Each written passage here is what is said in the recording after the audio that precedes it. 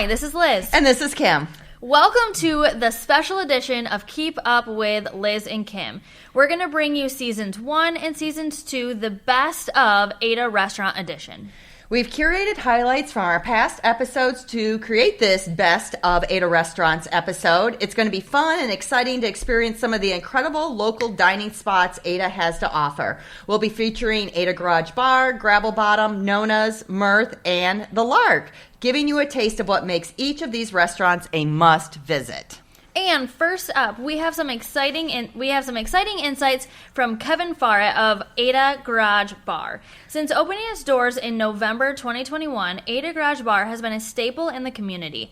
Located at 518 Ada Drive Southeast. Stay tuned as Kevin shares more about what makes this spot a must visit.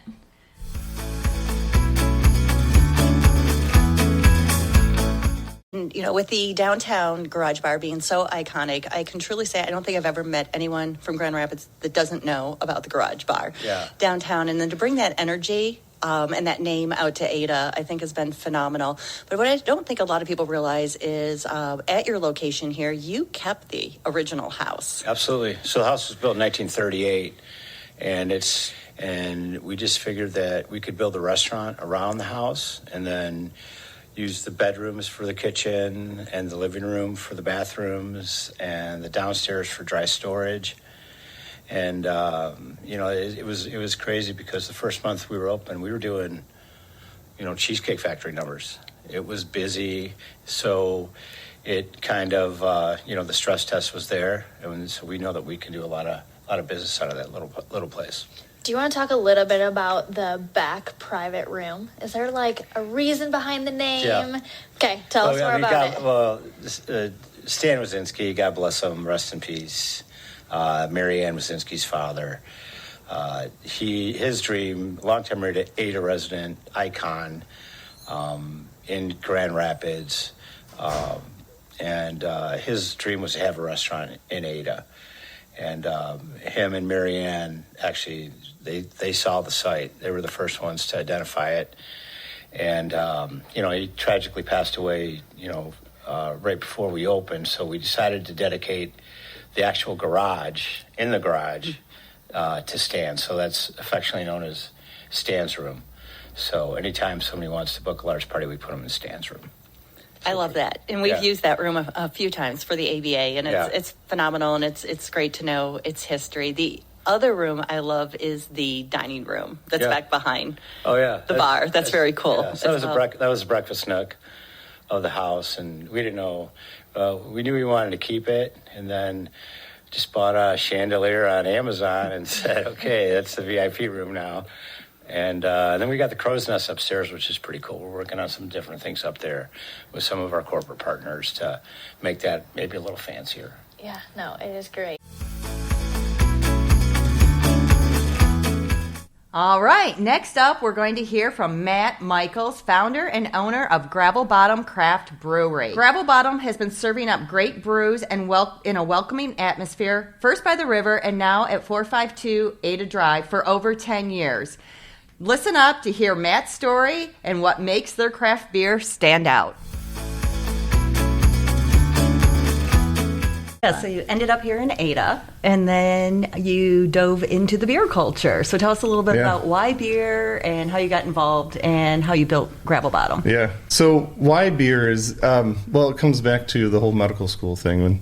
When I met Erica, she was not medical school bound. She was going to be a physical therapist, and we kind of made that decision together. And we knew that as we were making that decision, there was going to be a lot of time where she was going to be studying hard, she was going to be busy, she was working a lot of hours, and I was going to need a hobby. And at the time, I was young, 20-something, and beer seemed cool. I had a buddy at a fraternity who had brewed beer once and told me about it, so I was like, well, let's try that out. Let's try that hobby. And to tell you the truth, I just thought it was going to be another one of those hobbies, right? You do it for a little while, you have a lot of fun, and then you move on to the next hobby. I do that a lot. But beer really captivated me, and I think that's what's unique about beer is how much there is. It's more than just the beer at the bar with your friends.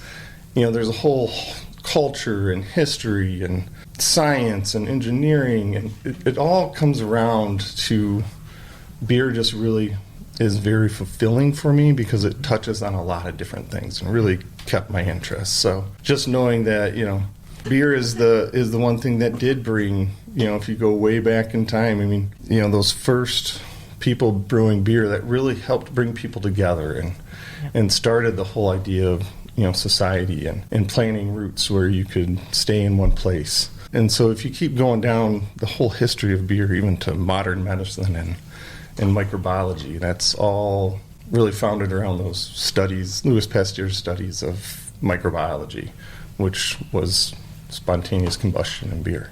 So just getting ramped up into all of that, I just found this passion for beer. Because even once I got through all of that, then you start talking about the science of it and what's going on in the beer and the chemical reactions, and right. I got into that, and then beer just became this whole part of something I was interested in deeper. Mm-hmm. And so that's really why beer has just become more than a hobby. It's become my life because I'm just passionate about what it's done and how it brings people together. Yeah. Beyond drinking it, honestly. Yeah.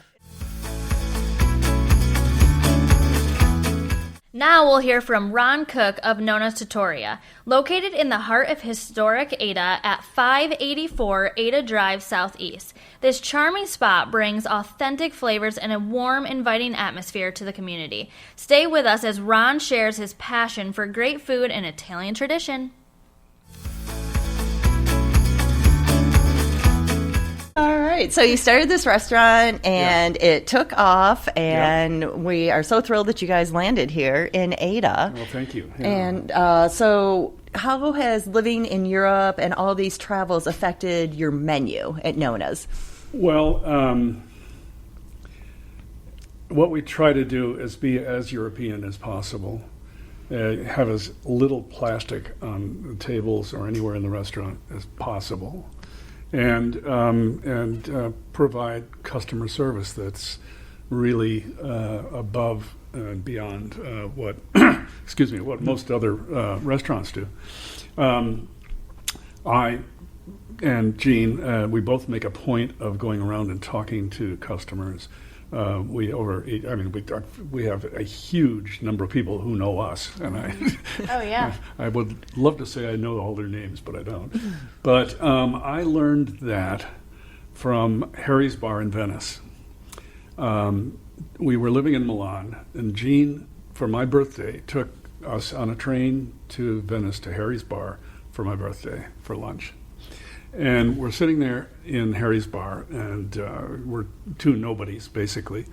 And along comes Arrigo Cipriani, who was the owner of Harry's Bar, in an impeccably tailored, double-breasted suit. And he came around to every table, and he talked to every customer. And I've never forgotten that. Mm-hmm. So you haven't even forgotten his name. No. Right. No, I just looked it up recently. So you may have forgotten his name. But it still made an impression. Yeah. Oh, absolutely. Absolutely, yeah. It was, with La Marzocco and the company in Milan, I was entertaining clients all the time from all over the world. And so I just took what sank in from restaurants and menus, and that's how we started.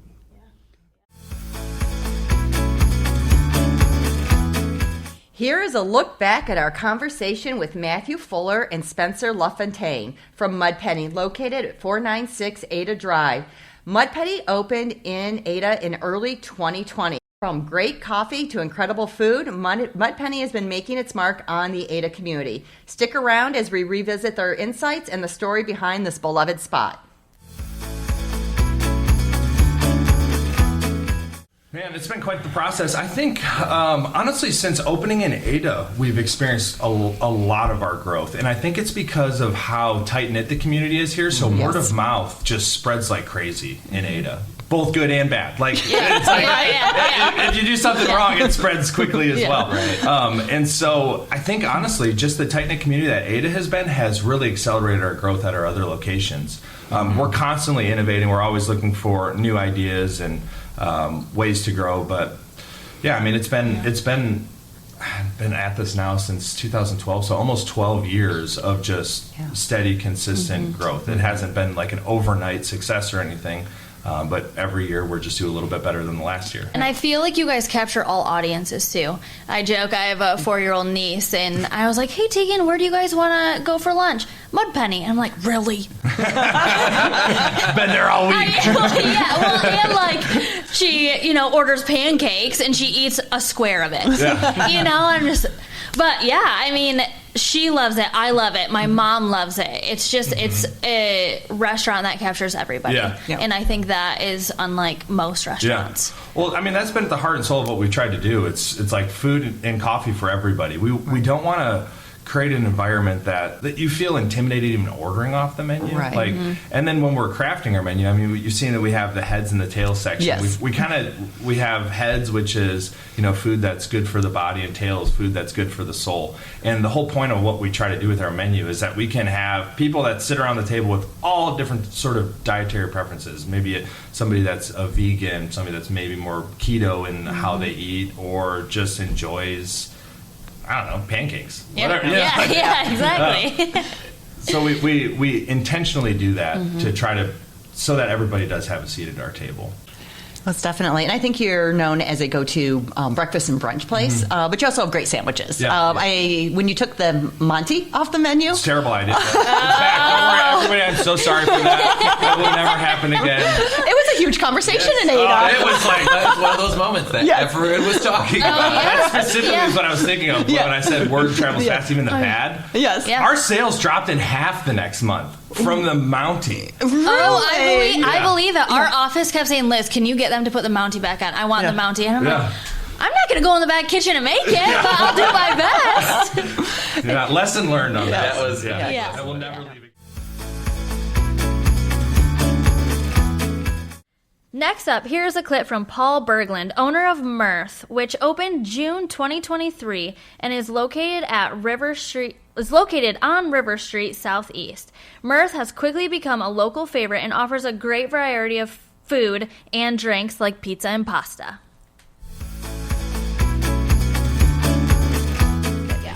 So you really take a fresh, seasonal approach to your menu. Do you want to expand on that a little bit about changing the menu to suit the seasons? And Sure. So I've been, I guess, as a chef, working with the seasons for my whole career. It really started out as a foundational way I evolved as a cook in California, and then I was really passionate about the seasons in Minnesota when I was a chef there, and I just, I always can. In my life, I have not been, except for when I grew up, I have not been anchored in a location for more than 7 years. This is probably going to be, a longer stretch, I would imagine. I imagine we're, staying put here in West Michigan. But I always connect with the places that I live through the seasons, and especially through the seasons as they come across in the food.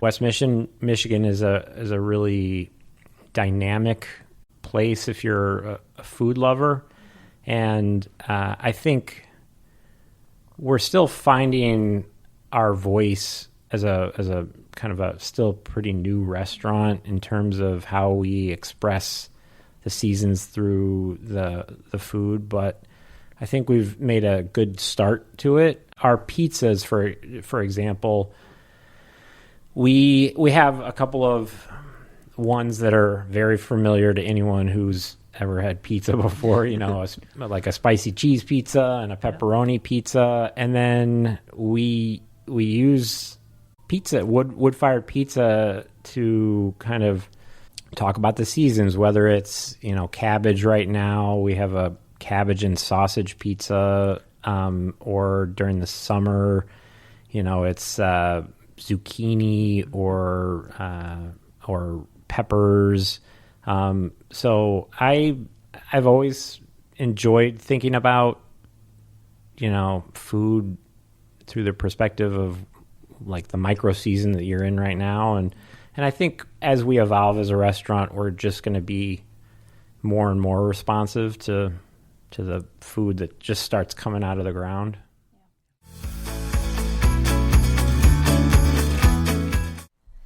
Last but not least is the Lark, located right next to the Ada Hotel. Lark just recently opened. Now let's take a minute to listen to May Grossefa, owner of the Lark Wine Bar, and talk about all the amazing things they are offering. So we're going to start out with the wine. We are sourcing our wine from 7 different companies. And, I think sometimes you say, hey, like that might be a little complex to manage. At the same time, we really wanted to bring such a great assortment to the Ada community. And so we really felt like when we did our research on each of the companies and what wines each of them carry, we just couldn't just stick to a couple of them. We really felt like we needed the breadth and the assortment from all of them. And so when we think about the types of wine that we're going to carry something for everybody. We are going to carry European wines. We're going to carry California wines. We're going to throw some Oregon in there. We're going to have some Michigan in there. We really want to make sure that we're giving everybody something that they can really, want to drink. And so whether they want to adventure and try something, that they're not used to, we'll have great people working that can help you with those things and kind of explore different wines. If you like, if you really like, deep reds and you love a great beefy cab, we got cabs for you. And if you're feeling like a little bit of bubbles, we got great bubbles for you too. So we'll have probably about 25 glass pourers, and then we'll have many, many more bottles to choose from. So we'll have a pretty big assortment from a lot of different people. Are you guys going to do an organic wine? We are. Actually, we have about 20%. The old corporate me, of course, I've dissected all of our wines on, what the varietals are, what percentage is what. And then, of course, good, better, best pricing. So we have something for everybody's price point. But natural wines, we have about 22% of the assortment that's going to be in natural wines. And I think they've come a long way. I would say even 3 to 5 years ago, sometimes you would try a natural wine and you'd be like, whew, that's got the flavor to that, right? Nowadays, there's so many of the natural wines that I've been tasting that I'm like, I wouldn't have even known that was natural unless you told me it was natural. So, they've come a long way. And so we've been really excited to be able to have, close to 1/4 of our assortment. Yeah, that's awesome. Yeah, it's going to be good. And what a great career where you get to taste wine. It doesn't suck, that's for sure. Will you be offering wine flights if people want to try different types, or is that something? So maybe down the road we will. I think right now to launch we're not offering them, but at the same time, if somebody wants to try a taste of something, we're for sure going to be open on that. Hey, we think that you might like something like this. Would you like a try of that? We're definitely going to be doing that. Probably a lot. And buy the bottle, right? Of course. Okay. Yeah. Yep. So we have a side. So we are a wine bar, but we also have the side of the location that's also bottle sales. So we'll be selling bottled wine. We also will be selling a couple of our favorite things that are local to Grand Rapids area that we love and we wanted to bring to Ada. Now, thanks for listening. Try to keep up.